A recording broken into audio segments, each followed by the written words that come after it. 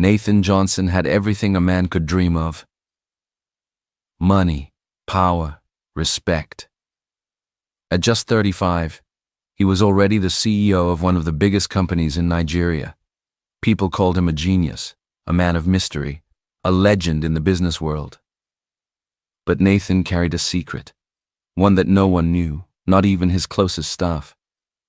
He couldn't touch women, not just emotionally, physically. Anytime a woman got too close, sometimes even just standing near him, his body would react. His chest would tighten. Red rashes would spread across his skin. His breathing would go out of control, and in some cases, he'd even faint. At first, he thought it was a normal allergy. He saw doctors in Lagos, London, and Dubai. He tried pills, injections, even therapy. Nothing worked. He even tried love. He dated models, lawyers, actresses, hoping one of them would be the one. But it always ended in the same way. Embarrassment, confusion, and pain. He couldn't even get close enough. Eventually, he stopped trying. He locked that part of his life away and focused only on work.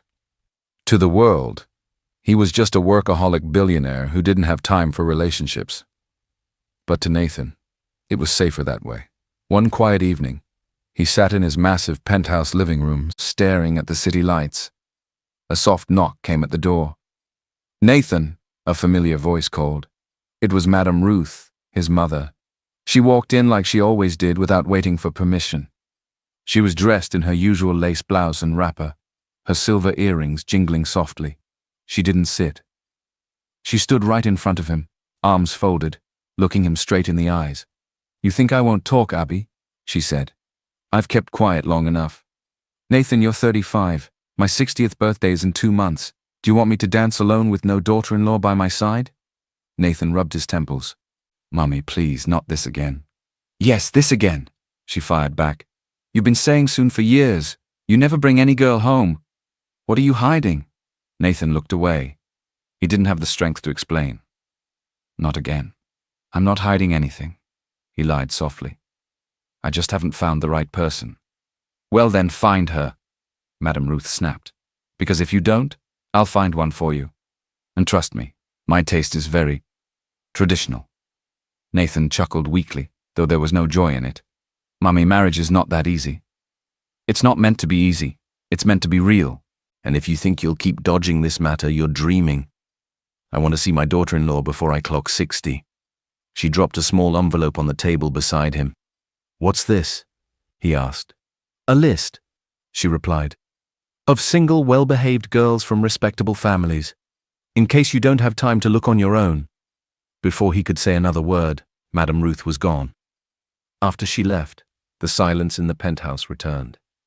Nathan leaned back on his chair and let out a long, tired breath.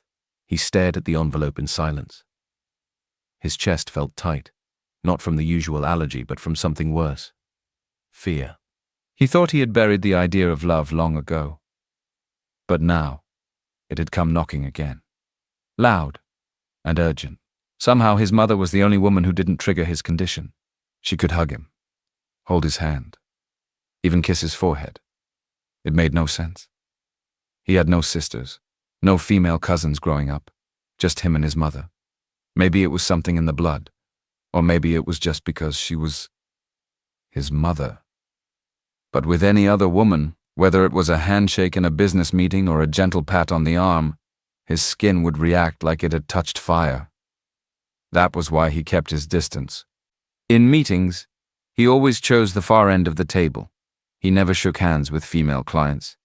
He kept all female employees at a strict, professional-owned boundary, not out of pride, but for survival.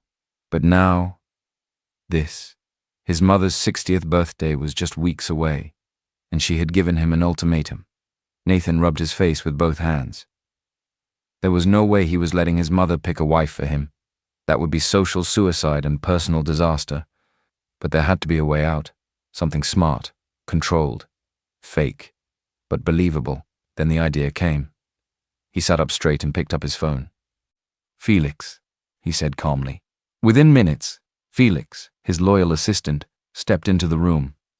He was the only one who knew about the real reason Nathan always avoided women. He was a short, fast-talking man in his early 40s, always dressed neatly, with glasses that slid down his nose every 10 minutes. Yes, sir? Nathan folded his arms. I need you to arrange something. Quietly. Felix raised an eyebrow. Sir? I want you to organize a private interview. A casting, actually, for a woman. Felix blinked, confused. For what exactly? Nathan stood and walked slowly to the large window overlooking the city. His voice was steady. I need someone who can act. Not too dramatic, just real enough to convince my mum that she's my girlfriend. Felix's mouth dropped open. A fake girlfriend? Nathan nodded. Yes, one who can play the role well. Smile when needed, say all the right things. Just for a few weeks. Felix was quiet for a moment. But sir, what about your... I'll wear gloves if I have to, Nathan interrupted sharply. We'll keep it brief. Public appearances only. No one else needs to know anything. He turned to Felix. It has to be discreet. No loud girls, no social media girls, just someone simple, with a good head on her shoulders, someone who can keep a secret. Felix nodded slowly. Understood. I'll start the process tonight. Nathan sat back down and stared at the envelope his mother had left behind. He didn't need a real wife. He just needed someone who could pretend, convincingly, and then he could go back to his quiet, distant life, alone, but safe. While Nathan and Felix quietly planned their discreet girlfriend interview at the Johnson Towers, life on the ground floor moved at a different pace. And down in the quiet, tiled hallways of the janitor's wing, Anita Ikenna tightened the straps of her cleaning apron and picked up her mop. It was nearly 8 p.m. Most staff had gone home. Only a few lights stayed on in the upper offices. The building was nearly silent, except for the soft hum of machines and the echo of her footsteps. Anita worked the night shift, the shift no one wanted. Tired, hidden, forgotten. But she didn't complain. She couldn't afford to. Her mother was bedridden, battling a long illness that had slowly drained the life from their tiny apartment and their savings. Since then, Anita became the mother, the father, the breadwinner, everything. She cleaned floors, others walked on without care. She scrubbed toilets, emptied bins, and wiped glass walls so clear that the executives on the 10th floor could look through them and never see her. But she was there, always, doing her job quietly, carefully. On this particular night, as she pushed her cleaning cart toward the executive lobby, Anita hummed softly under her breath. It was an old lullaby her mother used to sing before the illness made her too weak to speak much. She paused at a stretch of floor near the CEO's elevator. Her mop swirled gently over the marble. A group of young staff walked by, laughing. One of them, a woman in a red dress and heels, glanced at Anita, then turned away without a word. Anita was used to it. She was invisible. As she reached for a fresh rag, her phone buzzed in her pocket. A message from her neighbor. Your mama was coughing badly again tonight. I gave her the hot water, but the hospital said the bill is due Friday. Anita's hands trembled slightly. She typed back a quick thank you. Friday. That was just 4 days away. She had only 18,000 saved, and the bill was almost 5 times that. She closed her eyes, breathing deeply. She didn't cry. Not here. Not now. Instead, she bent down and continued scrubbing. A few days later, it was barely 6:30 a.m. Rain tapped softly on the glass walls of Johnson Towers. The city outside was just beginning to stir, but inside the building, Anita was already working, mop in hand, headphones around her neck, gospel music humming gently in her ears. She always cleaned early, before the chaos of the workday began, before the polished shoes and perfume and clicking heels passed through the same spaces she wiped down with aching hands. That morning, she was almost done. The last thing left was the main entrance floor, right by the revolving doors. She filled her bucket one more time and began swishing the mop across the wide tiles, working in smooth, practiced strokes. But she didn't notice the small puddle near the edge of the glass doors, just beneath a faulty, wet floor sign that had tilted sideways in the night. Outside, Nathan was already on the premises, dressed in a dark suit and navy shirt. He had left the house earlier than usual, wanting to get a head start on the day. Something inside him had been restless all night. Maybe it was the girlfriend interview idea. Maybe it was his mother's words still echoing in his head. Either way, he arrived earlier than usual, and just as the storm outside began to grow stronger, he stepped out of his car under the awning and rushed toward the main entrance, trying to avoid getting soaked. Then it happened. His foot hit the puddle, his balance slipped, and just as he began to fall backward, a pair of hands caught his arm. Small hands. Firm grip. Warm skin. For a split second, time paused. His skin touched hers, no gloves, no protection, just skin to skin. Nathan froze, his eyes widened, waiting for the itching, the burning, the choking. But nothing happened. No rashes, no dizziness, no reaction. He stood still, staring at the woman who had steadied him. She was looking down, clearly shocked, her hands still gripping his arm. When she realized who he was, her eyes widened in panic. "I'm so sorry, sir," she said quickly, stepping back. "I didn't see you coming." She didn't wait for him to respond.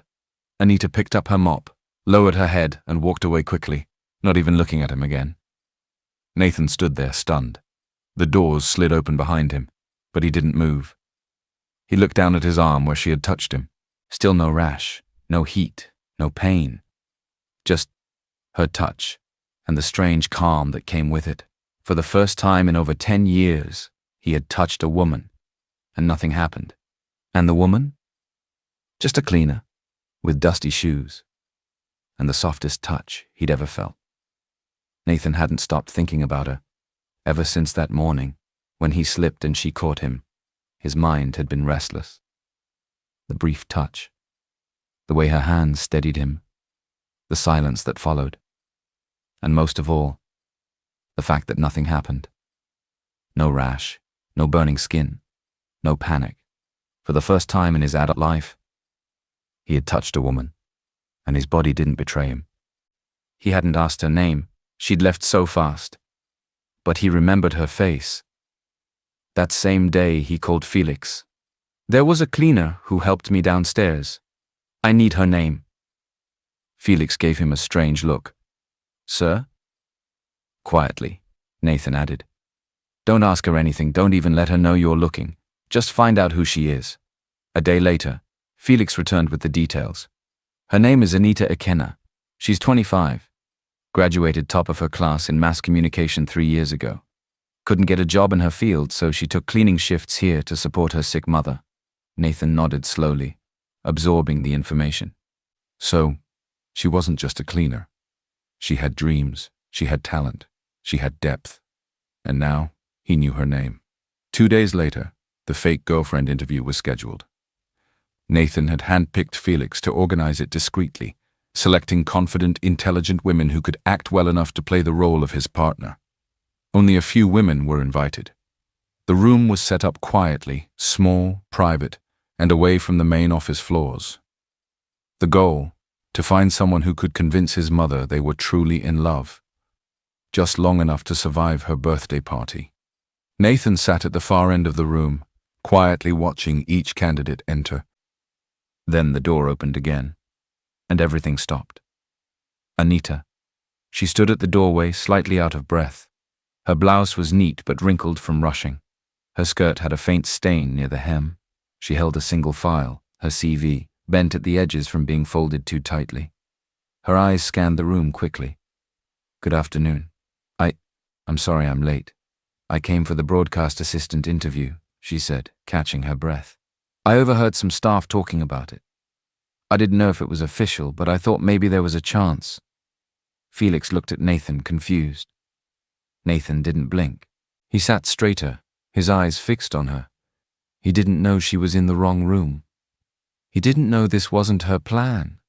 All he saw was Anita, standing before him again, the only woman who had ever touched him without breaking him, and now she had returned. "To be clear," Nathan said carefully, "you're here for the interview?" Anita nodded quickly. "Yes, I know I don't have much experience, but I studied mass communication. I graduated with first-class honors. I just haven't had many chances yet." Nathan gestured to a seat. "Please, sit." She obeyed, clutching the file on her lap, unaware of what this interview was really for. She didn't know this wasn't about broadcasting. Nathan, on the other hand, couldn't believe his luck. There she was, Anita, the one woman who had touched him without triggering his condition, now sitting just across from him, nervously clutching a worn-out file. She thought she had come for a broadcasting job. But Nathan had already made up his mind. He barely listened to the rehearsed lines from the previous candidates. His thoughts kept circling back to Anita. If he could touch her, then maybe she was the perfect candidate for this fake relationship plan. No gloves, no discomfort, no risk of passing out in front of his mother. She was calm, unpolished, real. And her presence somehow settled him in a way no one else ever had. Nathan leaned forward, resting his hands on the desk. "Miss Anita," he said, his voice steady. She looked up, surprised. "Sir?" He paused, then continued carefully. "I need someone to play a role, a temporary one. I'm willing to pay you $400,000 a month, plus accommodations and benefits." Anita's eyebrows lifted slowly. "You'll stay by my side, appear in public with me, pretend to be my partner," he added. A long pause. "What?" Nathan nodded, his expression serious. "My mother's birthday is coming up. She's been pressuring me to settle down. I need someone who can play the part of a girlfriend convincingly, just for a few weeks. It's a business arrangement." Anita stared at him, stunned. Then her eyes narrowed. "Wait," she said slowly. "You want to pay me to act as your girlfriend?" Nathan gave a single nod.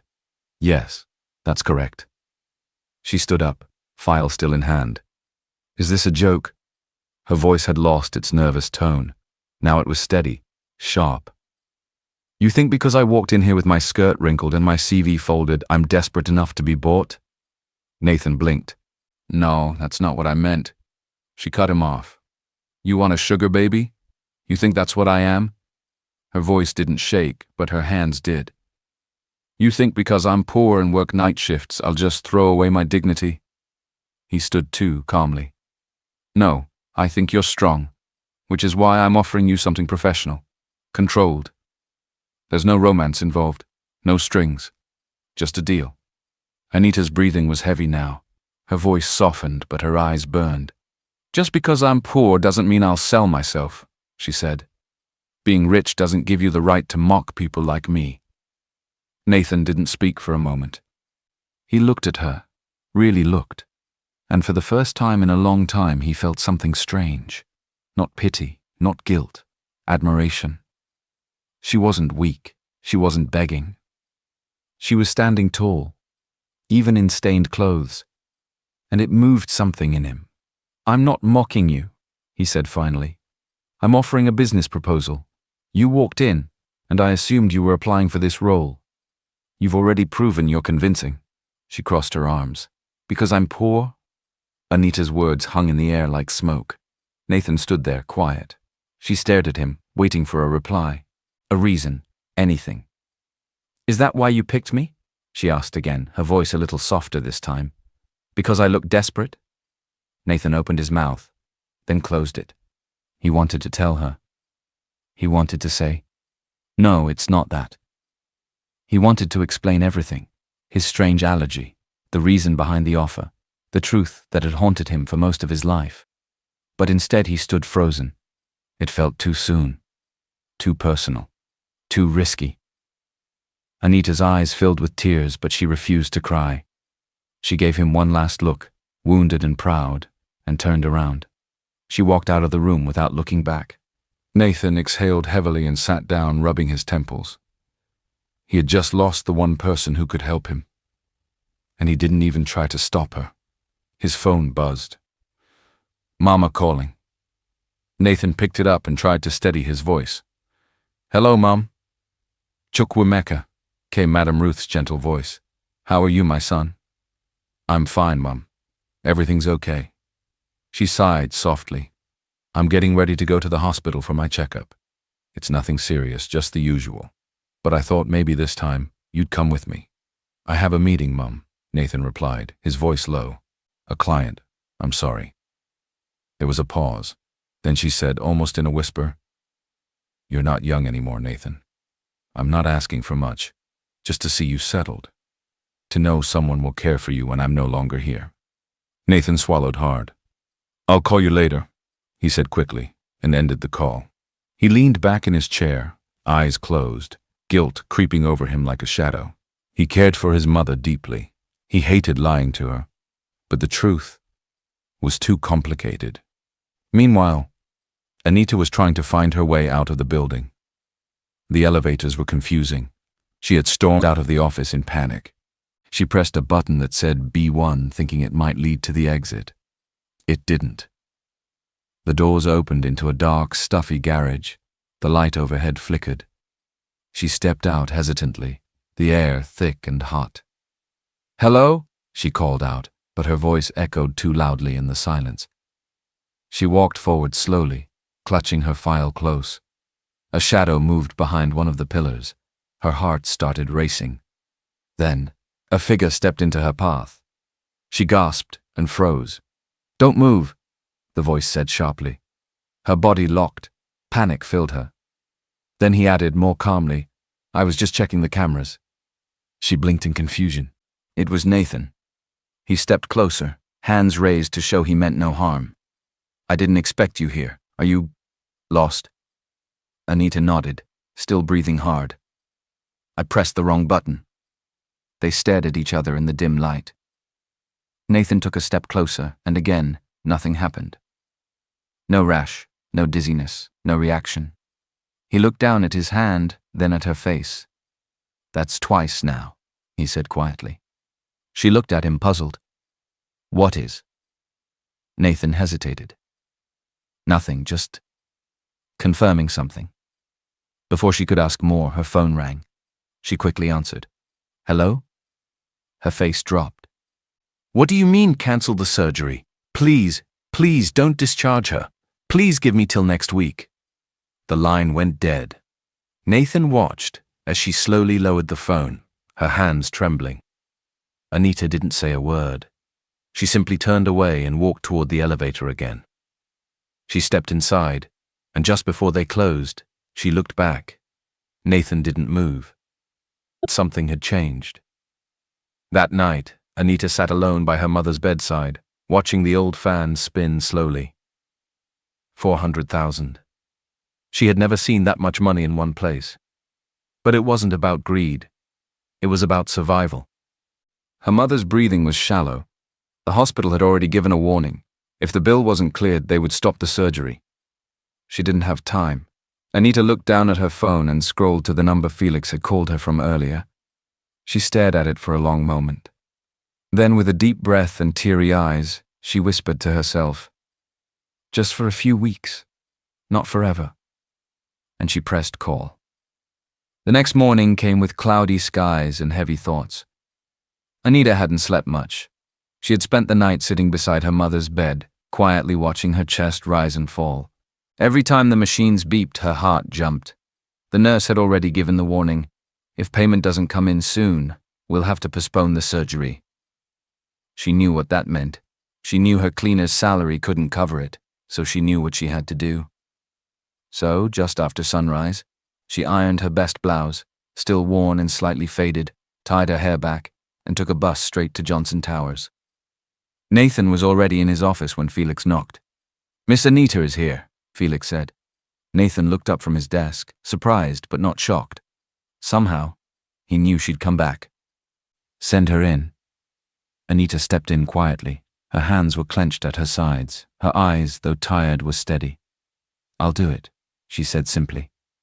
Nathan looked at her for a long moment, then nodded. "Just for 1 month," she said flatly. "Understood," he replied. "Let's make things clear."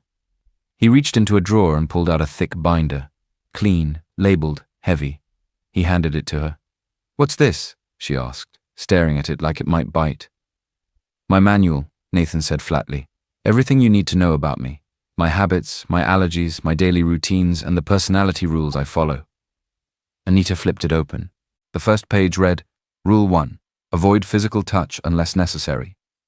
Rule 2. Never enter my bedroom without knocking. Rule 3. Never bring unapproved guests. Rule 4. Always play your part when my mother is present. "There are more," he said, sipping his coffee. "But those are the basics. You'll need to memorize most of it. Anita raised an eyebrow. You really don't like people, do you? Nathan gave a small shrug. I like structure. It keeps things from falling apart. She hesitated, then asked softly, And about us? Nathan looked her in the eye. No physical intimacy, no romance, no emotional confusion. This is a business arrangement, Anita. You help me survive my mother's birthday, and I pay you well, that's all. Oddly, his words brought her a strange kind of peace. She had feared he wanted more, something personal, something messy. But now, knowing he didn't, made it easier. She nodded. Good. I don't believe in fairy tales either. A ghost of a smile tugged at his lips. They were opposites in every way. A poor girl with nothing but love for her family, and a rich man who had locked away his heart behind strict routines and cold rules. But now they had made an agreement. Anita clutched the binder close and turned to leave. One more thing, Nathan called out. She stopped. When we're in front of my mother, he said, you'll have to act like you're in love with me. She looked back, eyes calm. I've done harder things.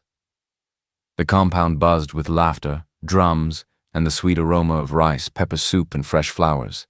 It was Madame Ruth's 60th birthday, a celebration filled with color, joy, and people from all walks of life. From senators to pastors, old friends to distant cousins, everyone had come to honor the woman known for her wisdom, strength, and unstoppable love for her only son.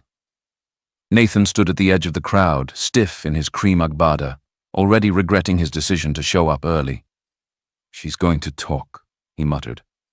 Next to him, Anita stood in a simple lace gown that hugged her gently. It was second-hand, a little loose at the shoulders, but she wore it with quiet grace. She had barely said a word the entire ride there. You okay? Nathan asked quietly. I've never worn anything this fancy, she whispered. Nathan looked at her, then back at the guests. You look fine. It wasn't much of a compliment, but it made Anita smile. When Madame Ruth finally spotted them, she beamed brighter than the sun. She walked over in a gold head tie and matching blouse, her energy lighting up the room. Chukwu Mecca, she cried, arms wide. Mummy, Nathan said, managing a half smile. And this must be her. Madame Ruth turned to Anita, studying her from head to toe. Anita lowered her gaze slightly and gave a small bow. My name is Anita, Ma. It's an honor to meet you. Madame Ruth held her chin gently. Such a polite girl. You're beautiful, my dear. I can see the peace on your face. And humble, too. This is the kind of woman I've been praying for. Anita looked at Nathan quickly, unsure how to respond. Nathan gave the slightest nod. Just play along. The older woman took both of their hands, squeezing them warmly. But why are you two still living in different places? She said suddenly. You must move in together immediately. You're not children. Nathan stiffened. Mum. No argument, she waved off. This is the age for building, not playing. In fact, we should start planning the wedding. Anita blinked. Nathan coughed. Mum, can we take things step by step? Madame Ruth chuckled. Fine, but at least get engaged. Let me hold your hands and bless the union. A few guests clapped nearby, overhearing her excitement. Anita looked up at Nathan. He was quiet for a moment. Then he turned to his mother. We're planning to get engaged. Very soon. Madame Ruth's eyes watered with joy. That's all I wanted to hear. Thank you, my son. Thank you. Later, when the noise had settled and guests were dancing, Nathan pulled Anita aside behind the garden. That went fast, she said, folding her arms. You handled it well, Nathan admitted. Then more seriously, but listen, things are about to get tighter. You'll be living in my house now. But this is still a contract. Nothing has changed. I know, she replied.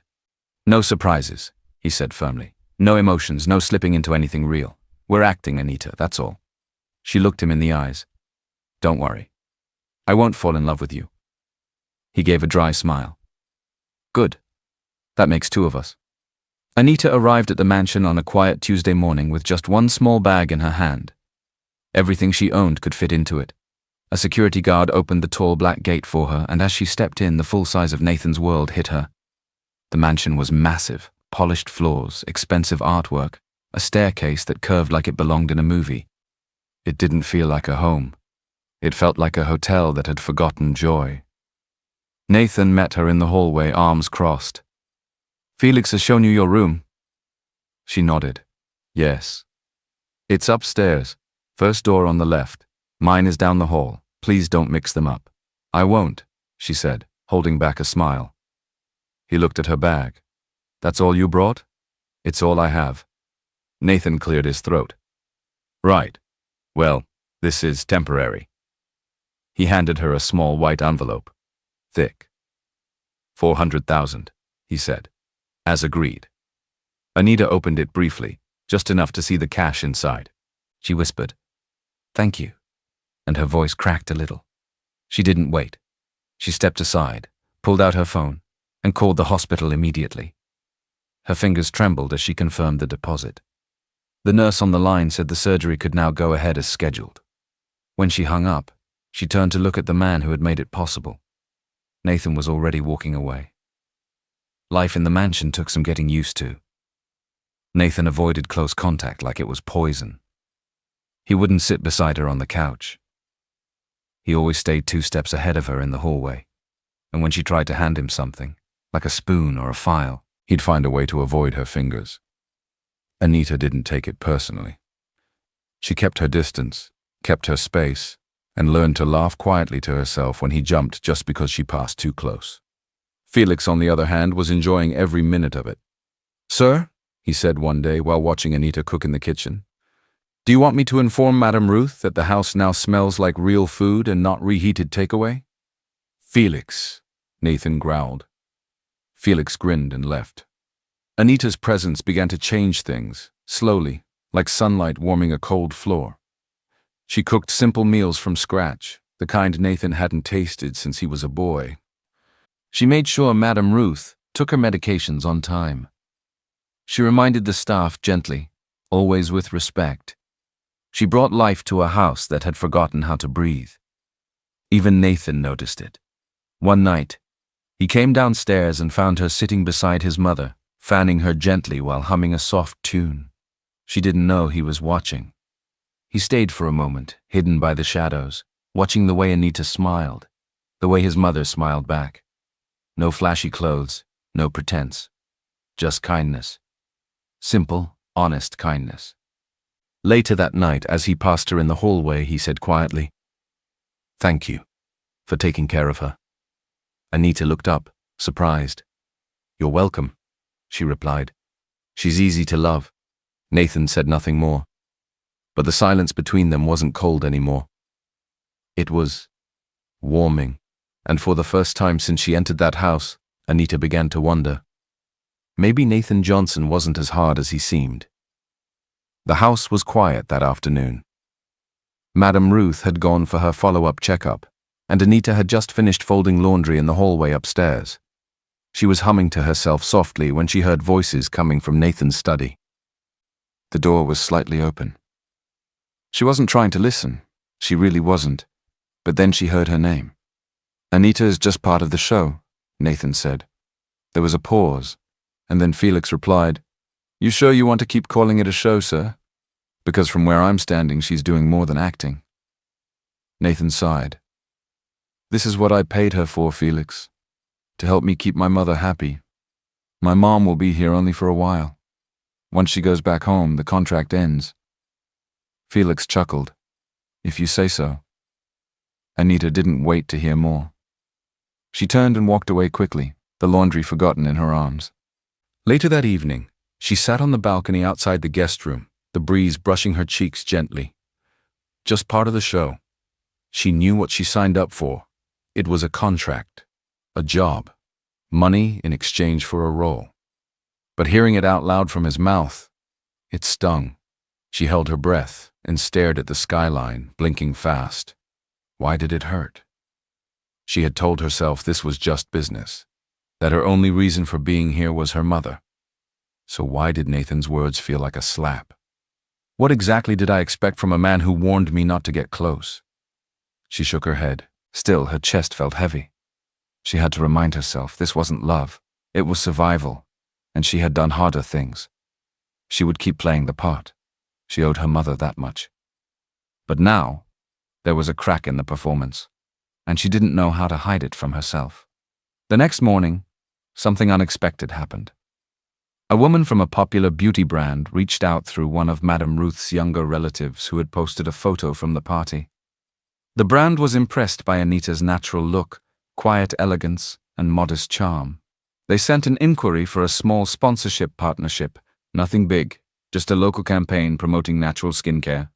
Anita couldn't believe it. She had never even imagined someone would see her, really see her in a world filled with filters and perfection. She told Nathan that evening quietly, while clearing the dinner table. I got an offer, she said, avoiding his eyes. A small campaign from a beauty brand. They said they saw a picture of me and liked how I looked. Natural. Nathan froze. A strange emotion stirred in his chest. That's good, he said, his tone tight.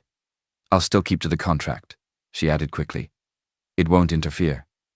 I didn't say it would, he replied, sharper than intended. Anita looked up. Are you okay? Nathan forced a smile. Of course. Why wouldn't I be? But later that night, alone in his room, he found himself scrolling through her photo from the party. The soft light on her face, the smile, the calm in her eyes. And for the first time in a long, long while, he felt something he didn't know how to name. Was it jealousy? He had never cared who talked to his past dates. He never checked who looked at them or smiled at them. But the thought of someone else noticing Anita, his fake girlfriend, made something twist inside him. He shut off the screen and stared at the ceiling. This is just a contract, he told himself. She's just acting. But deep down, he wasn't so sure anymore. And just like that, on one sunny afternoon, Nathan and Anita were seated for a photo shoot. It was Madame Ruth's idea. If the wedding isn't coming anytime soon, she said firmly, at least let me see the pre-wedding pictures. That way, I'll know it's real. Nathan had tried to push back. Mom, it's not necessary. But she had already booked the photographer, the outfits, the location, and even sent out coming soon texts to her church WhatsApp group. So they went along with it. Anita stood stiffly in front of the flower wall, wearing a soft blue gown that Madame Ruth had picked. It fit her surprisingly well, hugging her waist and brushing the floor gently. Her hair was tied back in simple braids and she wore light makeup for the first time in years. Nathan stood beside her in a cream-colored agbada, his arms at his sides looking uncomfortable. The photographer clapped his hands. Okay, let's start with the classics. Nathan, please hold your fiancé's waist, gently. Nathan hesitated. Anita looked up at him, unsure. It's okay, she whispered. Just for the photo. He reached out slowly, resting his hand lightly on her waist. No reaction, no rash, no burning. His palm stayed steady. The photographer smiled. Good. Now look at each other. Smile, like you're in love. Anita tried to smile. Nathan tried too. But something passed between them, a weight that wasn't there before. The camera clicked. Now closer, the photographer said. Hold her from behind. Lean in a bit. Perfect. Nathan obeyed, but his chest was tight. Not from nerves, from something deeper. The scent of her hair, the way her back fit against him. It didn't feel like pretending anymore. And now, kiss her on the forehead. Sweet and simple. Nathan blinked. Anita looked at him, caught off guard. It's okay, she said again, barely a whisper. He leaned in slowly and placed a gentle kiss on her forehead. Then the photographer, clearly enjoying himself, added, one last pose, kiss on the lips. It'll be the perfect shot. Anita stiffened. That wasn't part of... I'll be quick, Nathan said softly, more to himself than to her. Before she could fully process it, he leaned in and kissed her. It was gentle, hesitant, not passionate but real. The world stood still. No allergic reaction, no panic, no itch. Nathan pulled away slowly, his eyes fixed on hers. He hadn't kissed a woman before, and this felt so real, not fake at all. The photographer smiled, clearly satisfied. Perfect, that's it. But the two of them didn't move. Anita touched her lips lightly, as if unsure what had just happened. Nathan stared at her, not the way someone stares at an employee or a stranger. This stare was different, focused, soft. Anita stepped back, heartbeat racing. I need some air, she mumbled and walked out of frame. Nathan remained behind, rooted to the spot. He touched his mouth, still calm, still normal. His allergy was gone. Something has changed, he thought. And maybe it had nothing to do with his skin. The photo shoot changed something. Nathan hadn't spoken about the kiss, and neither had Anita. But silence hung heavier than words could ever carry. They moved through the mansion like actors between scenes, careful, quiet, pretending nothing had happened. But their eyes told another story. Then Kendra arrived. She stepped into the mansion without warning, suitcase in hand, heels clicking confidently across the tiled floor. She was tall, elegant, and bold, her American accent sharp, her perfume expensive. She had been away for years, living in New York, managing her father's real estate businesses. But the bond between her family and the Johnsons had never faded after all. Nathan's late father and hers had been best friends. And Kendra? She had always expected to become Mrs. Nathan Johnson one day. They weren't blood-related, but she had practically grown up in that house. Everyone assumed they'd end up together.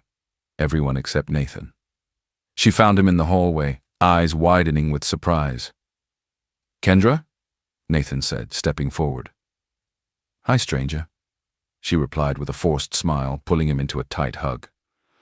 "I'm back. For good. You didn't tell me you were coming." "That's how I like it," she said, brushing her hair behind her shoulder. "I wanted to see you first. Alone." Before he could respond, Anita walked out of the sitting room with a tray of tea. She paused mid-step, unsure what she had walked into. Kendra's eyes narrowed. "And who is this?" she asked, her voice calm but sharp. Nathan hesitated. "This is Anita." Kendra turned slowly, looking Anita up and down. Her eyes landed on the simple blouse, the worn slippers, the familiar silence of someone used to being in the background. Then she smiled.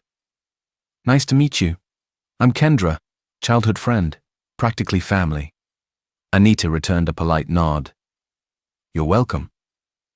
The two women stood inches apart, both saying very little, but feeling everything. That night, Kendra didn't leave. She stayed. She acted like she belonged, chatting with Madame Ruth, walking around the house barefoot, and laughing a little too loudly when Nathan passed by. And Anita? She watched it all silently. She didn't ask questions. She didn't complain. After all, she was just the fake one, right? Fake never wins against real.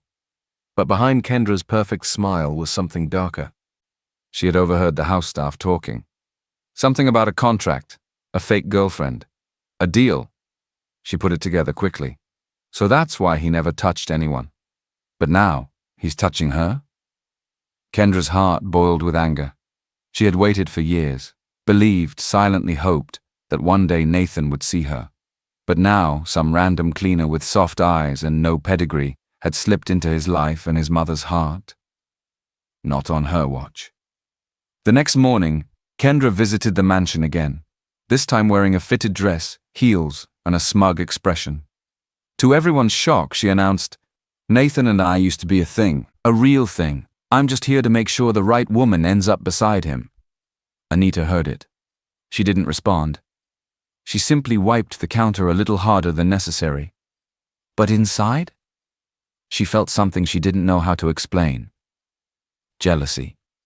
Not because Kendra was beautiful, not because she was bold, but because she had history, and history, Anita believed, was stronger than any contract. Meanwhile, Nathan sat in his office, flipping through a file Felix had prepared. It contained Anita's background, her school records, her CVs, her mother's hospital bills, her past job applications, her unpaid internship certificates, letters of rejection. Nathan stared at one line in particular. She took the cleaner job at Johnson Towers only after failing to get a real position here. He exhaled deeply. She was too qualified to be one, but she took the job anyway. She didn't discriminate and worked really hard, because she just needed to survive. And even when humiliated, she had chosen dignity over desperation. He looked out the window, the photo from their shoot still on his phone screen. Her smile, her eyes, that awkward, honest grace. She didn't just take the contract for money, he realized. She took it for love. Not his, her mother's. And for the first time, the question formed clearly in his chest. Is this what love feels like?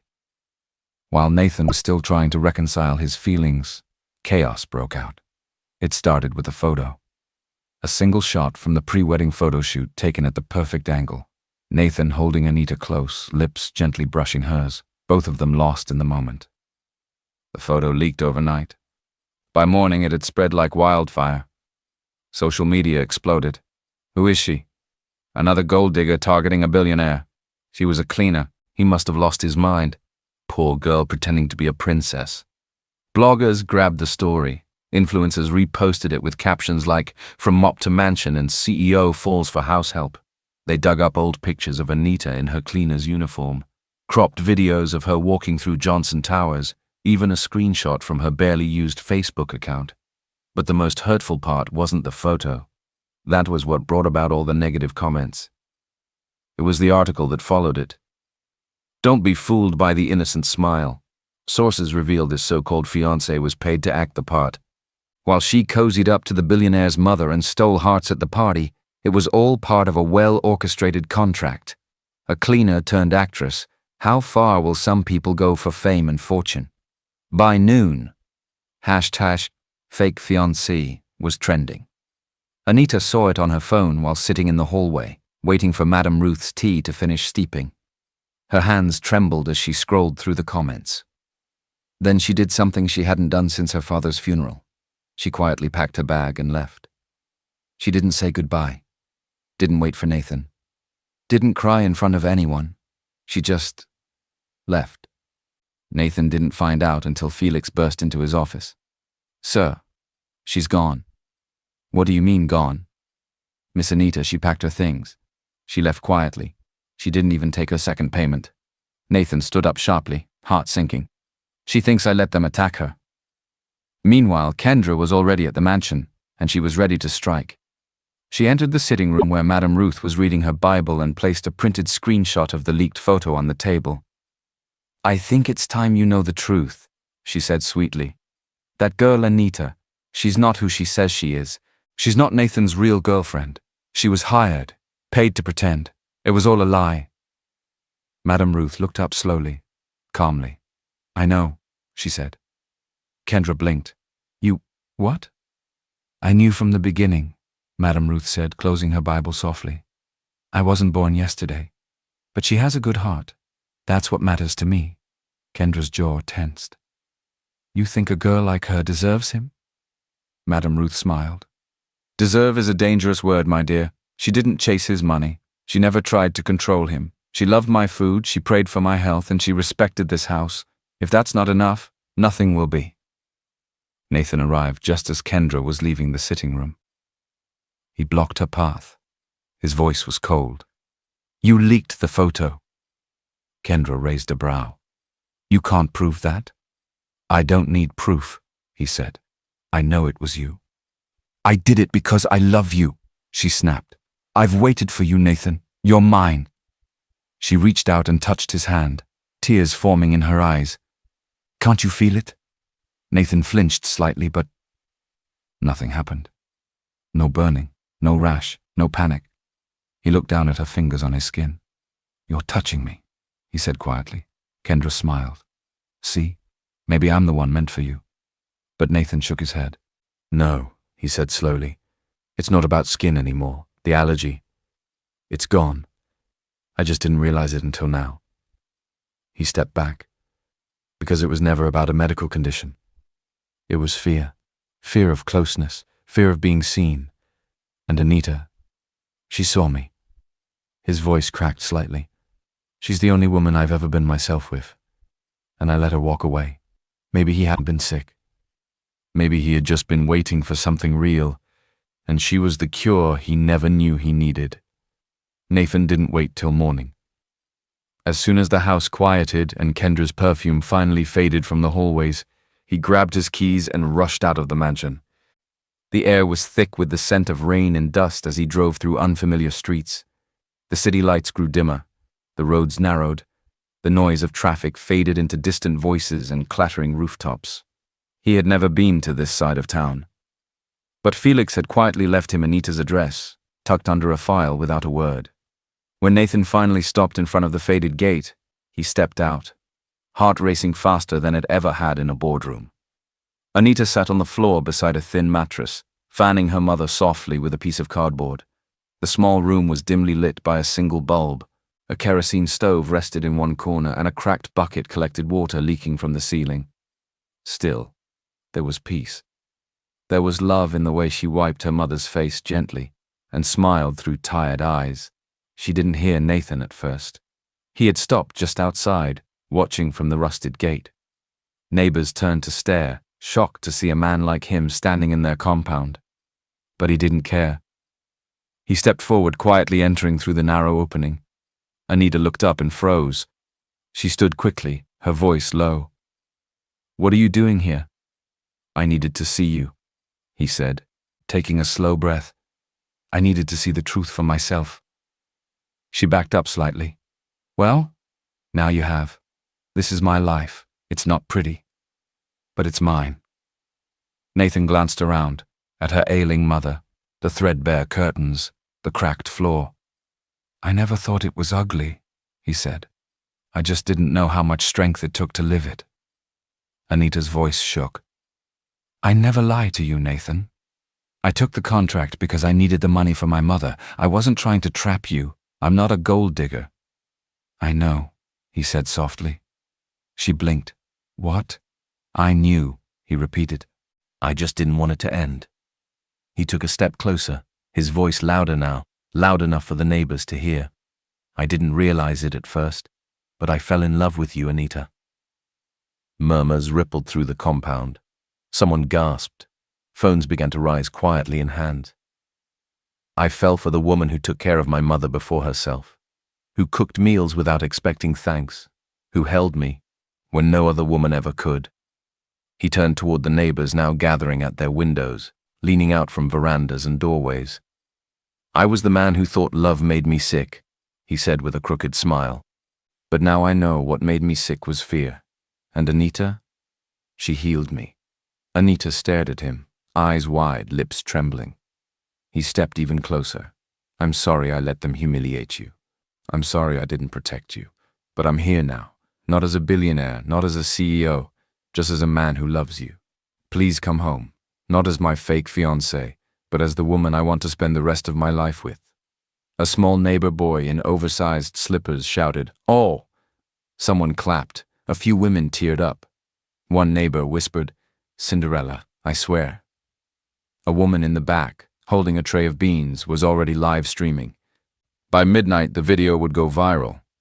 "Billionaire begs former cleaner for forgiveness in the slums, calls her his healer." Comments flooded in. "Now that's a real man. True love doesn't care where you're from." "This is the Cinderella story we didn't know we needed." Anita took a deep breath. "You're crazy, Nathan." He smiled. "I know." She dropped the fan and walked straight into his arms. No cameras, no contract, just love. And this time when they kissed, it wasn't for show, it was real. 2 days after the video went viral, the mansion buzzed again, but this time not with scandal or tension. It was warmth. It was laughter. It was the sound of home. Madame Ruth had seen the viral video. She'd watched it at least 10 times, tears in her eyes every time Nathan said, "She healed me." And so she did what any proud Nigerian mother would do. She sent for Anita herself. Anita arrived in a soft lilac dress, and she wore it with quiet confidence. Her hands didn't shake. Her eyes didn't drop. Madame Ruth opened the door herself. She didn't wait. She pulled Anita into a hug so tight, Anita thought her heart might burst. "My daughter," Madame Ruth whispered. "Welcome home." Anita blinked back tears. Are you sure? I've never been more sure, she said. You were my true choice all along, even before I knew it. They sat together in the living room, hand in hand, like two women who had waited their whole lives to understand each other. Madame Ruth spoke with her usual firmness, but now her voice held joy. You're not just good for him, she said. You're good to him, and that makes all the difference. Anita smiled softly. I didn't expect any of this. Madame Ruth leaned in. Neither did I. But God has a funny way of giving us what we need, even when we think we don't deserve it. Later that evening, Nathan stepped into the garden, where Anita stood watching the sky turn orange. He walked slowly. No rush, no performance. Just a man in love. When she turned, he smiled. So, Mama gave her blessing. She did, Anita said, trying not to tear up again. Nathan reached into his pocket and pulled out a small black box. He didn't kneel right away. He simply held it. Anita, he began, voice quiet. You came into my life like an accident I didn't see coming. She laughed gently, remembering the mop water. I nearly killed you, you mean? Yes, he said with a grin. And you also saved me. Then, slowly, he dropped to one knee. No cameras, no contracts, no lies, he said, opening the box to reveal a small but elegant ring. Just a question. He looked up at her, eyes steady. Do you want to turn fake into real? Anita didn't speak at first. She simply nodded, once, twice, then whispered, yes. Nathan slipped the ring on her finger. They kissed again under the setting sun. Not for the media, not for Madame Ruth, not even for the neighbors, just for them. The wedding was beautiful. Held under the golden sun in a private garden lined with ivory roses, soft music played as guests gathered beneath crystal chandeliers and silk canopies. Every detail was perfect, simple, elegant, and warm, not because it was expensive, but because it was real. Anita walked down the aisle in a lace gown that shimmered like starlight, her steps steady, her heart full.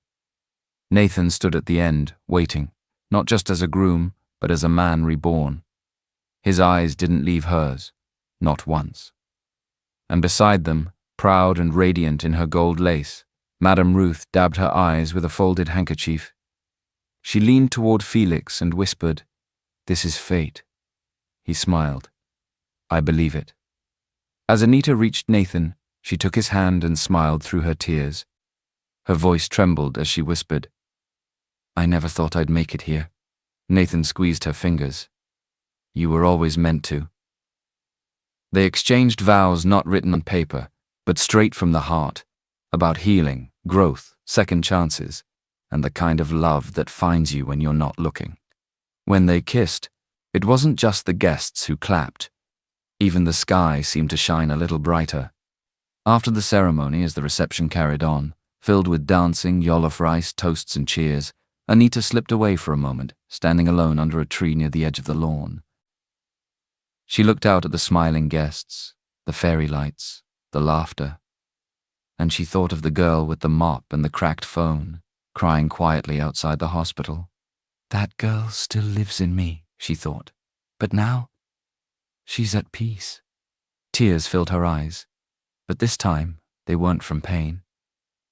They were from gratitude. Meanwhile, on a flight out of the city, Kendra sat by the window, her suitcase beneath her seat, a letter on her lap. She'd finally accepted the truth. She had lost. But not because Anita was richer, louder, or stronger, because Anita was braver. Brave enough to love without pride. She pulled out the letter and read it one last time before handing it to the flight attendant, with instructions to have it delivered to Nathan's office. Dear Nathan, I guess love doesn't always go to the one who waits the longest, but to the one who sees deepest. I thought you were mine, but now I see you were only ever meant for her. I wish you and Anita all the best. No bitterness, just goodbye. Kendra. She leaned back, closed her eyes, and let go. Back at the wedding, as fireworks bloomed in the night sky, and Nathan pulled Anita close during their first dance, Everything finally made sense. The allergy, the contract, the chaos. It had all led to this, a new life, built not on perfection, but on truth. And under the stars, wrapped in each other's arms, they began it together. Months passed, and life bloomed gently. Anita no longer woke up to mop floors or rush down hot corridors balancing buckets. Instead, she woke to a quiet home, fresh light through the curtains, and Nathan's warm arm wrapped around her waist. But she hadn't forgotten where she came from. In a cozy building on the outskirts of the city, Anita launched the Hope Foundation, a small agency focused on giving people second chances. They offered free handwork training in tailoring, catering, soap making, and digital skills. They taught resume writing, budgeting, and most of all, dignity in every kind of work. "Your degree is important," Anita would often say, standing before a class of eager young women. "But so is your mindset. Don't wait for someone to hand you a desk. Build your own table." She hired young people who had been overlooked, cleaners, dropouts, girls who had once been laughed at for dreaming. And she helped them rise. Because once upon a time, she had been one of them. Back home, her mother sat in the garden, completely recovered, smiling as she shelled beans with Madame Ruth, now best friends, constantly arguing over who loved Anita more. And one sunny morning, Anita came downstairs holding something small in her hand. Nathan was in the kitchen, trying to boil eggs and failing miserably. She walked up behind him, placed the item on the counter. A pregnancy test. Nathan turned, confused. Then he saw the result. 2 lines. He stared at it. Then at her. Then back at it. Then he laughed, the deepest, happiest laugh she'd ever heard. By the time he scooped her into his arms, Madame Ruth had already come in screaming from the hallway. "Did I not say it? I saw it in her face this morning. My grandchild is coming. God, thank you." Later that night, Nathan sat beside Anita on their balcony, her head resting on his shoulder, his hand gently stroking her belly. "You've changed me," he whispered. Anita smiled. "No, you just finally saw who you were without fear." He kissed her forehead and stared up at the stars. Sometimes love doesn't start with butterflies. It starts with a mop. And a billionaire who just needed a reason to smile again. In a world that often judges people by where they come from or what they wear, Anita reminded us that dignity isn't about position. It's about heart. She didn't just clean floors, she cleaned someone's view of the world. And Nathan didn't just find love. He found healing, purpose, and peace in the most unexpected person. Because when 2 broken pieces meet with honesty, something beautiful can still be whole. If this story touched your heart, share it with someone who needs hope today. Remember, kindness is never wasted. Like, share, and subscribe to help spread more stories of love, redemption, and second chances.